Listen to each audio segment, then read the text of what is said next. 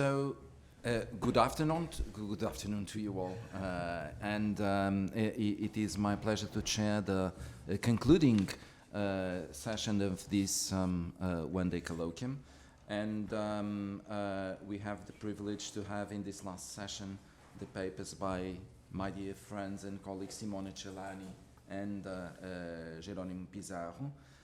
Simone Celani is full professor of Portuguese and Brazilian language and translation at the University of Roma, Sapienza.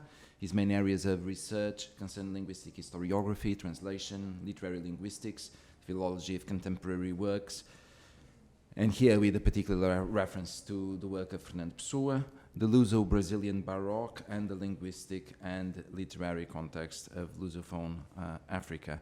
In this afternoon, Simone Celani will present a paper which is titled The Duke of Parma's Intersections. And Simone, the floor is yours. Thank you very much. Thank you. Good afternoon. Thank you, João. And thank you, Enrico, for the involvement in this beautiful day and this fantastic project, this fantastic day. I must say that when Enrico in December first spoke to me about the idea of participating in this kick-off seminar, I had some doubt. In recent years, I have not been particularly dedicated to the work of Fernando Pessoa, with a few exceptions, and I was not sure I had anything useful to say about it. Subsequently, I thought that the project of publishing The Duke of Parma possesses some exceptional elements, and I thought that perhaps I could make a small contribution of reflection, not so much in the specific as in the model of edition to be used and the editorial innovation that the project may allow. I confess immediately that at this stage, mine is a little more than an exercise in fantasy, a freewheeling reflection, a sort of small wish book generated by the occasion and its exceptionality. Well, what is exceptional about the Duke of Parma? Many things, I think, as we have seen today, but from my point of view, perhaps its most interesting feature is the temporal extension of its genesis. The Duke is part of a set of works that Pessoa wrote more or less continuously through his life alongside the Livro de Desassossego, Faust, Mensagem. These works represent the spinal columns of an overall work that has 1,000 rivulets, numerous elements of discontinuity, a very large number of projects, some of vast scope, others of minimal scope. They are precious objects because they traverse much of Pessoa's writing activity, modifying with it, but maintaining their own defined identity, and in this way providing a touchstone, a reference point for measuring the evolution, or rather the journey of Pessoa's writing. As we all know very well, however, much we continue to reason about Pessoa's writing by trying to refer them to single works, as moreover he also did. His writing was made up of a stratification of synchronicities. It is, in a sense, a network of multiple connections in which the flow of the writing of one work is constantly interrupted to proceed to ramifications of graft of other works. Starting from this, we can at least think of a twofold reading of his production. One, in diachrony, following the flow of the individual works. One, in synchrony, reasoning about the connections between the different works produced in a specific time. It is obvious that the former approach is the one that has very often been favored in the editorial treatment of Pessoa's overall, although the latter has always been kept in mind, especially in the philological approach, since it provides important clues for the definition of writing chronology.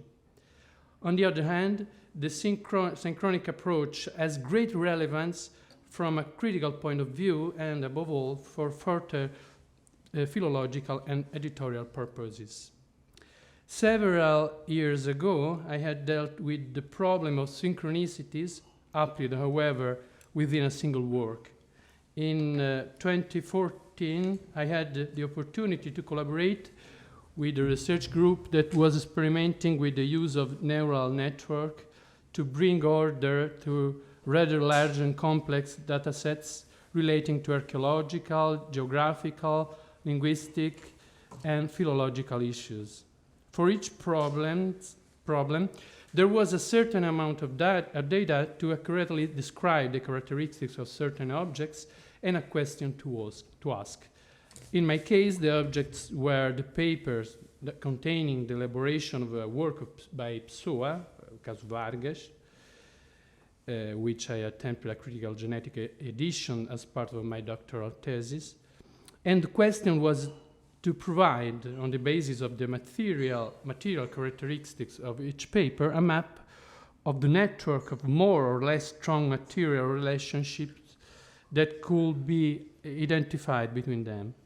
The result of the elaboration was a graph made up of nodes and connections, in which each node represented a sheet, a paper, a document, and the connections weighted, i.e. accompanied by a numerical coefficient defining their intensity, the strength of the relationship of the individual nodes with the closest one.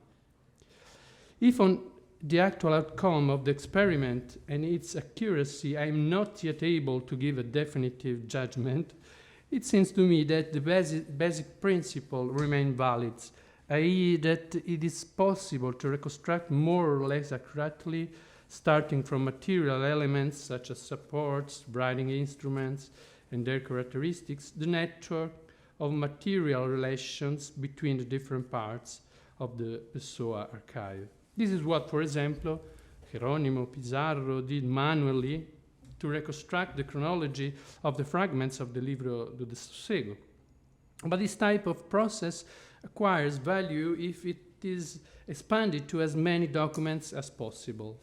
Such an approach is also to be found in the digital edition of Fernando Pessoa Projects and Publications project, which presents various tools for visualizing the connections between texts and projects. For example, in the Nectar section, it shows a system for visualizing the network of connections between the authors and personalities cited in projects like the one I proposed for material connections.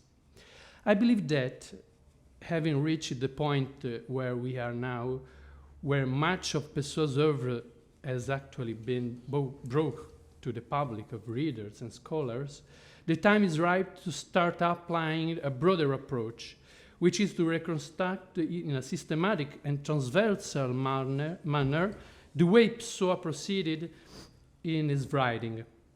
We all know that in parallel with the reconstruction of the individual works, it is also crucial to reconstruct the writing context in which each work was created, with which other works produced at the same time interfaced, what ideas passed between one and the other.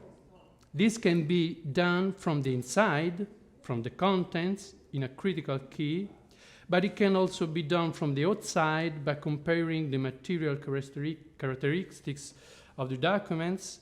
And in this regard, Pessoa's writing represents a unicum, because from each idea and project, others sprouted continuously and everything was in dialogue. We can undoubtedly speak of an obsessive preoccupation with planning, which is then an obsessive preoccupation with ordering, with making all the scattered rivulets of the work fit into a single systematized project. From a certain point of view, and perhaps in a more literal way that we may be led to believe, Pessoa was carrying out the project of a single great work, the incompleteness of which could only be a necessary and structural consequence of its ambitious scope. It is, in short, that tension between a fragmented reality and ideal of completeness that many have already written about. João Diniz too. On the other hand, if it's true that the reconstruction of such a vast picture is a complex and certainly distant, perhaps utopian objective, it is also true that much that data has already been provided to scholars, but sometimes in a scattered manner and systems that do not dialogue with each other. The multiplication of publishing projects, however dispersive it may appear, is certainly a good thing. But as we all know, the objective of each individual project cannot be considered to have been archived with the publication of a single work alone. We need to start thinking about a new model which could perhaps begin to apply precisely with the Duke of Parma. At this early stage, in fact, we can afford to be ambitious and to think big, looking with enthusiasm and recklessness in the direction of the vast ocean of potential. Then, if conditions require it, the time will come for the realistic need to downsize. Getting to the point, it therefore seems to me that the edition that is being planned will have to have, in my humble opinion, three fundamental characteristics. Two of these, Enrico speak of two of these in this morning. One, it should be a digital edition. Okay. Two, it shall be a collaborative edition. Okay. Three, it shall be an interconnected and open edition. I will dwell briefly on each of the 3 points. First of all, I think we all agree that digital edition represents the future of critical edition because they allow for the reconciliation of many different types of enjoyment of texts at different degrees of depth. From the pure critical text, for those who only want to enjoy the final result of the entire philological process, to the in-depth reading of every single feature of the autograph documents, such as the material characteristics of the media, the types of variant, the diachronic and evolutionary level of the text. I also believe that the large corpus of printed editions, meritoriously produced in recent decades, would be also benefit from undergoing a progressive process of digital conversion in order to facilitate their use. Regarding the idea of collaborative publishing, I will say that it is now a widely spread and practiced model. If we think about it, even in the traditional publishing model, the main editor did not work alone, but often made use of either a team that was not always mentioned in the final editorial product, or a network of more or less formal consultation provided by colleagues. Moreover, we are no longer in the day when a single researcher can devote a large part of his time, for even very long periods, to a single project. Instead, teamwork allows for an efficient exchange of skills, a higher level of control, and a reduction in the possibility of error, not to mention that the digital domain requires additional technical skills that are not always mastered by everyone. Coming to the third point, collective and collaborative publishing will also favor a further configuration in the direction of an open publishing model. We know very well how a monadic idea of a work is never suitable for any author, even if one sometimes finds literary texts that appear complete and perfect in themselves. This is obviously not the case with any of Pessoa's works. Editions of his text cannot nor should they, under any circumstances, conceal their openness, at least in two fundamental senses. One, the incompleteness of which the edition must give clear indication on at least two levels, that of the evident absence of section of the text, which the complete work should have possessed and were not written, that of the non-expression of the author's last will, which is expressed in the alternative variants present in the autograph. 2, the second openness, the connection, whether material, content-related, or both, with other texts. Regarding the first point, I open a parenthesis and reiterate a position I have expressed several times regarding the way of dealing with the alternative variants. Certainly I agree that it's necessary to carefully reconstruct the chronology of the variants, but in this case, the idea that it is the last variant in order of time that should have space alone in the text has never seemed correct to me. It is not true that the last alternative variant in order of time is hierarchically higher than the others, because it is not true that it's the only one that has never been challenged by the inclusion of a later variant. The very fact of not having cancelled the previous variant calls it into question.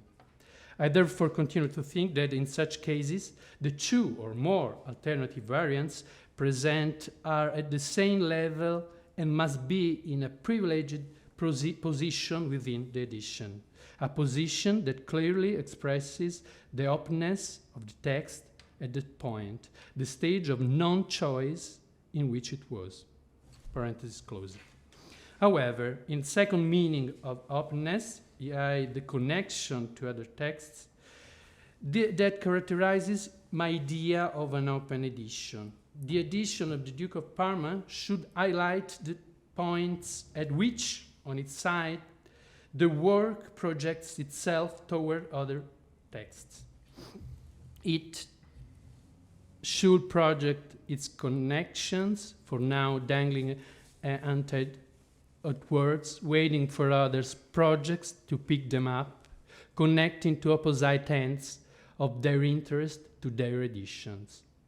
In view of its broad chronological projection, the Duke of Parma presents a wide range of types of scriptural support, certainly often used for other coeval projects as well. Moreover, it appears in numerous projects in which it is associated with other works from different eras, flanking some more frequently than others.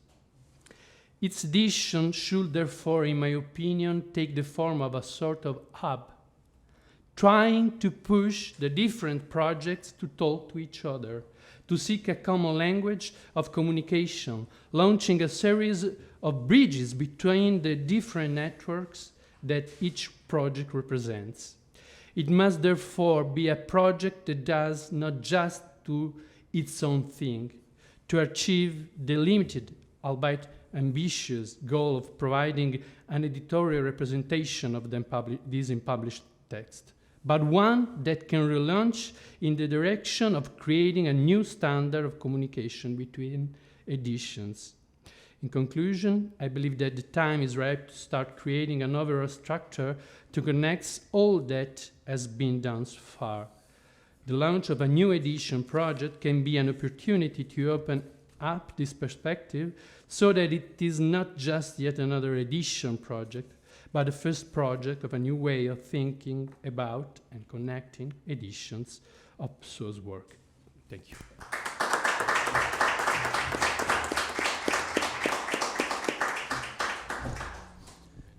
Thank you so much, Simone, for this ambitious proposal.